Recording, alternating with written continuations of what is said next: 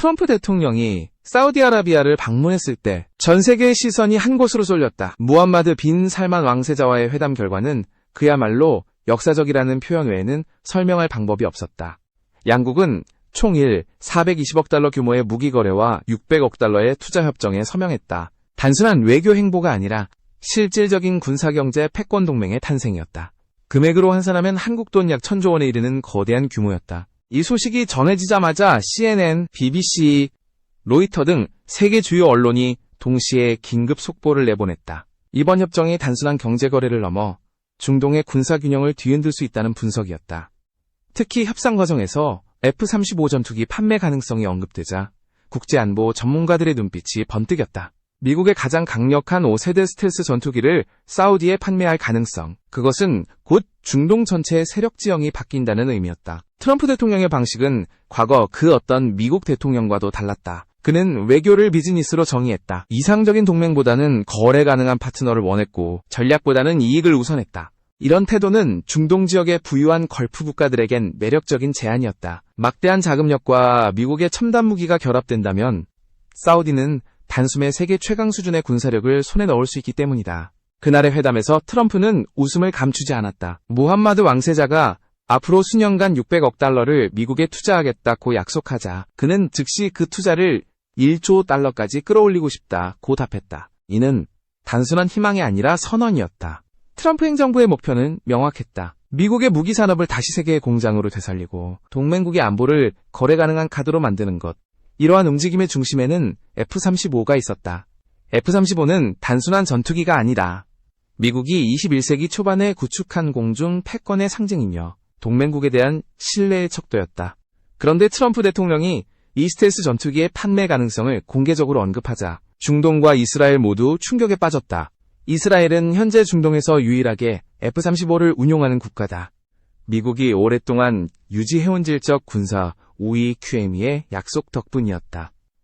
하지만 만약 사우디가 F-35를 도입하게 된다면 이스라엘의 공중 우위는 무너질 수 있었다. 이는 단순한 군사 문제가 아니라 중동 정치 전체를 흔드는 사건이었다. 이 와중에 한 가지 흥미로운 점이 있었다. 사우디는 F-35 협상과 별개로 새로운 대안을 찾기 시작했다. 그들이 주목한 것은 의외로 미국이 아닌데 한민국이었다. 한국의 KF-21 보람의 전투기가 전 세계 방산 시장에서 급부상하고 있었기 때문이다. 당시 한국항공우주 산업은 이미 KF-21의 1000회가 넘는 시험 비행을 완료하며 실전 능력을 입증하고 있었다. 무엇보다 이 전투기는 4.5세대로 분류되지만 실질적 성능은 5세대에 버금가는 수준이었다. 스텔스 설계, 전자전 시스템, 통합 센서 네트워크 등 모든 요소가 자체 개발로 이루어졌다는 점은 사우디의 관심을 끌기에 충분했다. 사우디 입장에서 미국의 정치적 조건과 복잡한 승인 절차를 피하고 동시에 첨단 기술을 도입할 수 있는 길이 열리기 시작한 것이다. 이 시점부터 사우디의 전략은 명확해졌다. F-35가 안 된다면 KF-21을 가져오자. 이것이 바로 미국과 한국 그리고 사우디의 군사적 연결점이자 이후 국제 방산 판도를 흔들게 될 첫불씨였다.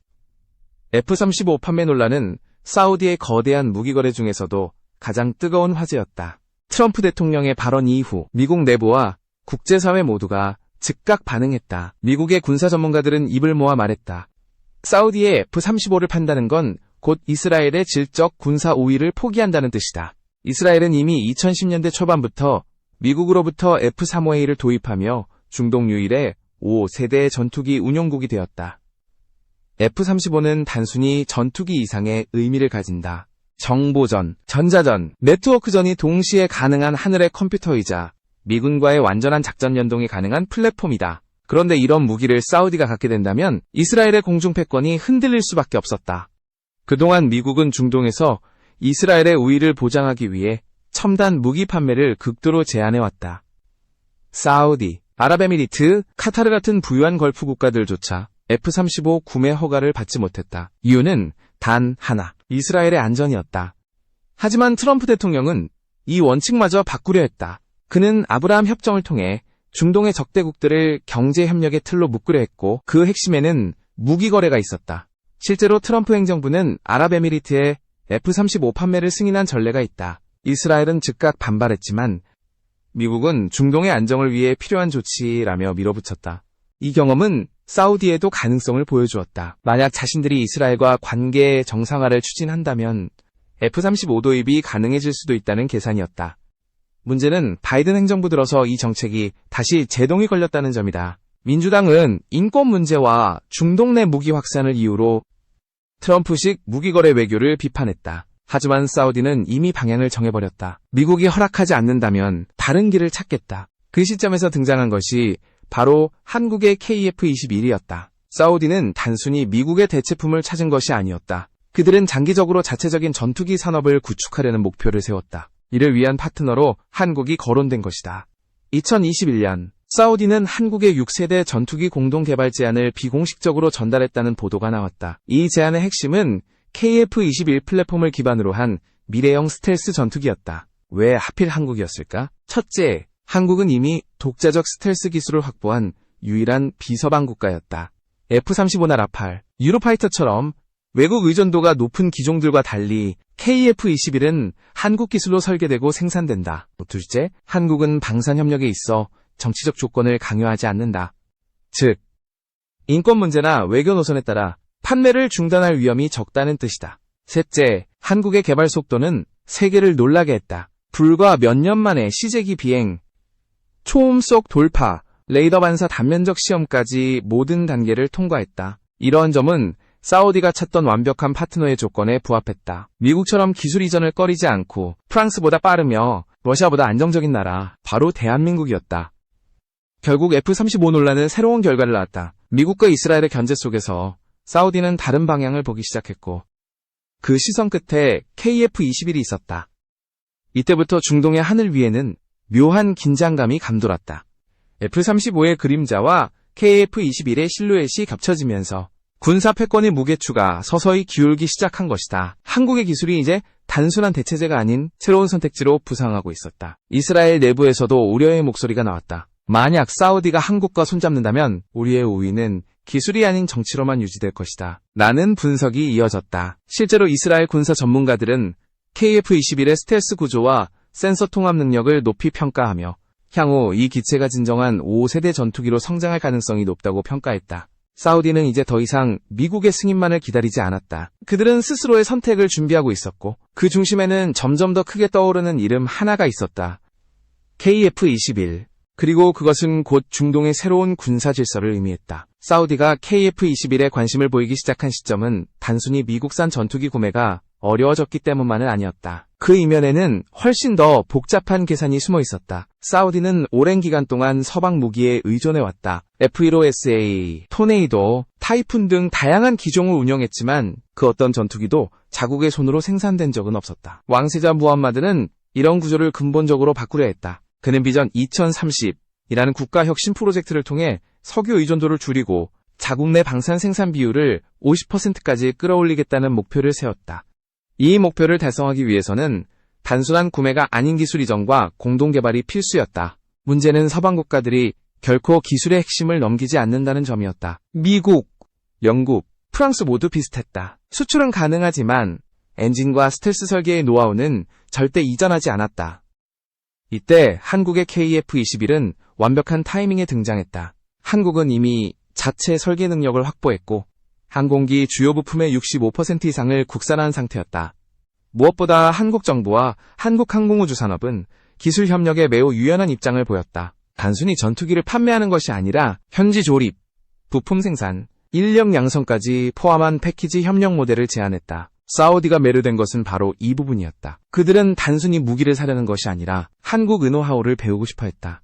KF-21의 스텔스 형상 설계, 복합 소재 구조, 전자전 시스템, 레이더 반사 억제 기술 등은 사우디가 미래 방산 자립을 위해 반드시 확보해야 할 기술이었다. 한국의 기술진은 이미 여러 차례 사우디 관계자들과 접촉하며 공동 연구의 가능성을 논의했다.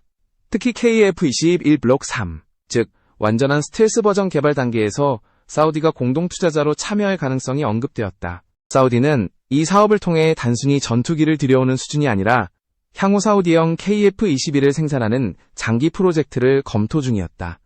한국 입장에서도 이 협력은 전략적으로 중요한 기회였다. KF-21은 아직 대량 수출 경험이 없는 신형 플랫폼이기 때문에 사우디 같은 대형 구매국과의 협력은 글로벌 신뢰도를 높이는 계기가 된다. 또한 중동 시장 진출을 통해 한국은 미국과 유럽이 독점하던 방산 영역을 실질적으로 흔들 수 있었다. 게다가 사우디는 단순한 고객이 아니라 중동 전체의 군사 트렌드를 주도하는 국가다. 사우디가 KF-21을 도입한다면 아랍에미리트, 카타르, 바레인, 쿠웨이트 등 주변국들도 연쇄적으로 관심을 가질 수밖에 없다. 즉, 사우디 한 나라의 선택이 곧 중동 시장의 개방으로 이어지는 것이다. 사우디 내부 보고서에서도 이런 문장이 확인된다. 한국의 KF-21은 우리의 전략적 필요에 가장 부합하는 전투기이며 향후 공동 생산 시 세계시장 경쟁력 확보가 가능하다. 이는 단순한 예비평가가 아니라 실제 내부 검토 문건의 결론이었다. 사우디는 이미 프랑스의 라팔, 미국의 F-15EX, 유럽의 유로파이터를 분석했다. 그러나 어느 쪽도 기술 협력에 개방적이지 않았다. 반면 한국은 기술 이전과 공동 생산에 대해 명확히 가능하다는 입장을 보였다. 이것이 바로 결정적 이유였다. 사우디가 KF-21을 선택한 것은 경제적 이유도 외교적 이유도 아니었다. 그것은 미래를 함께 만들 수 있는 유일한 파트너가 한국이었기 때문이다. 결국 사우디의 선택은 세계 방산 시장에 새로운 신호를 보냈다. 미국의 독점 체제가 무너지고 한국이 실질적인 경쟁자로 부상한 것이다. 그리고 이 흐름은 단지 거래의 문제가 아니었다. 이는 명백히 권력의 이동이었다. KF-21은 단순한 전투기가 아니라 패권 재편의 상징이 되어가고 있었다. 그 순간 중동의 하늘 아래에서는 새로운 시대의 엔진이 서서히 회전하기 시작했다.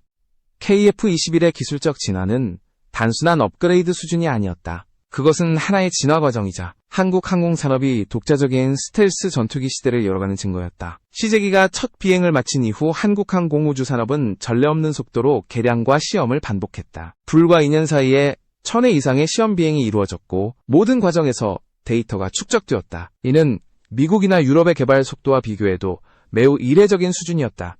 KF-21의 첫 단계는 블록 1이었다. 블록 1은 공대공 전투 능력에 집중된 버전으로 한국 공군의 노후한 F4, F5를 대체하기 위한 기체였다.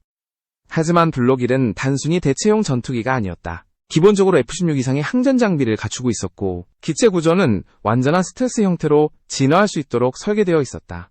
이 단계에서 이미 KF-21은 완성형 스텔스 전투기로의 진입 기반을 마련한 셈이다. 이후 등장한 블록 2는 완전한 다목적 전투기로 진화했다. 공대공 능력에 더해 공대지, 공해상 공격 능력까지 확보했다. 내부 무장창, 홍법장치, 전자광학 조준 장비, 적외선 탐색 추적 시스템이 통합되었고 이는 F-35의 개념을 벤치마킹하면서도 한국식으로 재해석한 구조였다. 특히 블록 2의 전자전 장비는 기존 미제 시스템에 의존하지 않고 전량 국산화된 것이 특징이었다. 한국은 이 시점에서 놀라운 선택을 했다. 스텔스 기능을 완전히 확보하지 못한 상태에서도 일부 기술을 실험용으로 적용하기 시작한 것이다. 국방과학연구소는 메타물질 기반 레이더 흡수체 RAS 개발에 성공했고 이를 KF-21 기체의 주요 구조물에 도입했다. 그 결과 KF-21은 레이더 반사 면적 RCS를 기존 F-16 대비 절반 이하로 줄이는 데 성공했다.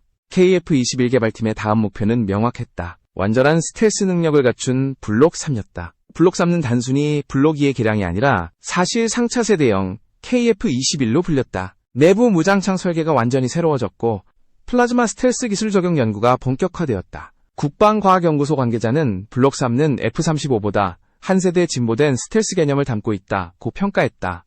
여기에 한국이 강점을 가진 전자전 기술이 결합되었다. KF-21은 전자기파를 능동적으로 제어하여 적 레이더를 혼란시키는 전자전 시스템을 탑재했다. 이 기술은 단순한 방어가 아니라 은폐된 공격을 가능하게 하는 핵심이었다. 또한 항공기 내부의 전자장비 간 통합 네트워크가 완성되면서 조종사는 실시간으로 전장 정보를 분석하고 표적을 식별할 수 있었다.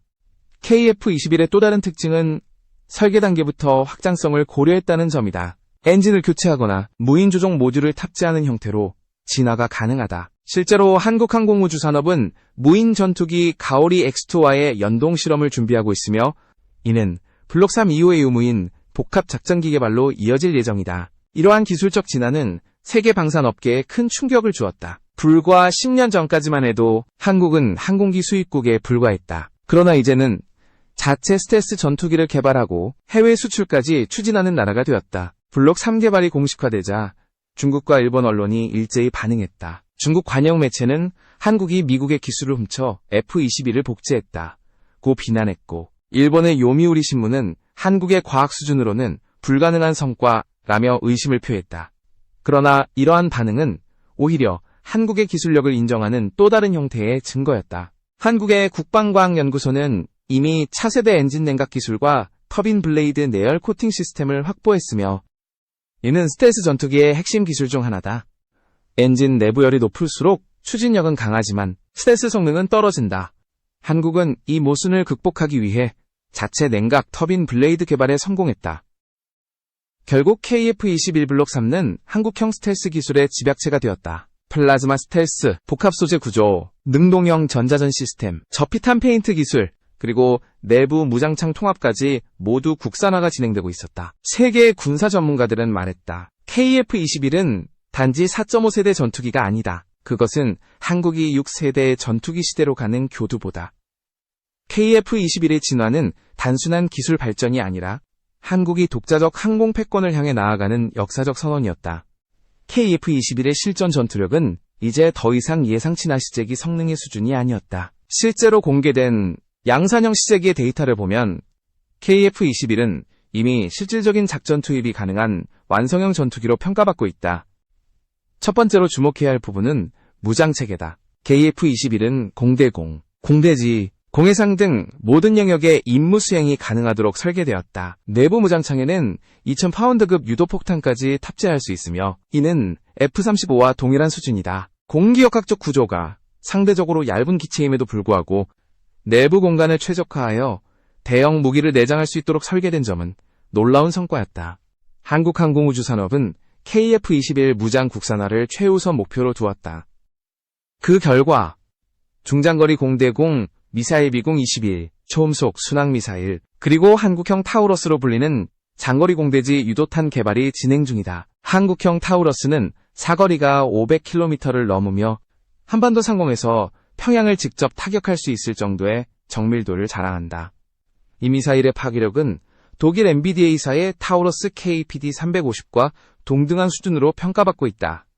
무기 탑재 외에도 KF-21의 조준 시스템은 완전히 새로운 수준이다. 전자광학 표적 추적 장비와 적외선 탐색 추적 시스템이 통합되어 있어 조종사는 육안으로 보이지 않는 표적까지 탐지하고 추적할 수 있다. 특히 능동 이상 배열 레이더 AESA는 1000개가 넘는 송수신 모듈을 활용해 다중 표적을 동시에 추적하며, 이는 F-35의 레이더 성능과도 견줄만하다. KF-21은 단순히 강력한 무기를 실을 수 있는 플랫폼이 아니라 하나의 공중 전장 시스템으로 설계되었다. 조종석 내부는 완전 디지털화되어 있으며 인공지능 기반 전투 보조 시스템이 탑재되어 조종사의 판단을 실시간으로 지원한다. 비행 중 전자전 위협이 감지되면 AI가 즉시 대응 방안을 제시하고 회피 기동을 자동으로 유도한다. 한국은 또 다른 혁신을 시도하고 있었다. KF-21 블록 3 개발 단계에서 무인 전투기 가오리 X2와의 연동 작전 실험이 본격화되었다. 이 시스템은 유무인 복합 전투체계 MUMT로 불리며 조종사가 탑승한 KF-21 한 대가 무인기 다수를 동시에 제어하여 작전 수행이 가능하다. 이는 미군의 차세대 전투 개념과 동일한 수준이며 한국이 그 기술을 독자적으로 구현하고 있다는 점에서 의미가 크다. 엔진 성능 역시 놀랍다. KF-21은 G사의 F414 엔진을 기반으로 하지만 한국형 터빈 블레이드와 냉각 시스템이 추가되어 최대 추력이 향상되었다. 엔진 내부 온도는 700도에 달하며 이는 F-22의 프레센 휘트니 F-119보다 190도 높은 수치다. 이로 인해 KF-21은 초음속 순항 능력, 슈퍼크루즈 확보하게 되었고 음속 1.8에 도달하는 순간에도 안정적인 비행을 유지한다. 세계 군사 전문 매체들은 KF-21을 F-35와 가상 대결시킨 시뮬레이션을 진행했다. 그 결과는 놀라웠다. 중거리 공대공 전투 상황에서 KF-21이 F-35를 추격해 격추시키는 장면이 연출된 것이다. 이 실험은 단순한 오락적 설정이 아니라 실제 전투 데이터와 물리적 계산을 기반으로 한 결과였다. 즉, KF-21이 갖춘 기동성과 전자전 능력, 그리고 무장 통합 수준이 이미 세계 최고급 반열에 올라 있다는 의미다. 한국형 전투기의 가장 큰 강점은 바로 균형이다. KF-21은 F-35보다 유지비가 저렴하고 라팔보다 빠르며 유로파이터보다 조작성이 뛰어나다. 게다가 수리와 부품 교체가 모두 국내에서 가능하다는 점은 실전 운용 효율성을 극대화시킨다. 이제 KF-21은 더 이상 실험적인 기체가 아니다. 그것은 전장에 즉시 투입 가능한 완전한 실전형 전투기로 완성되어 있었다.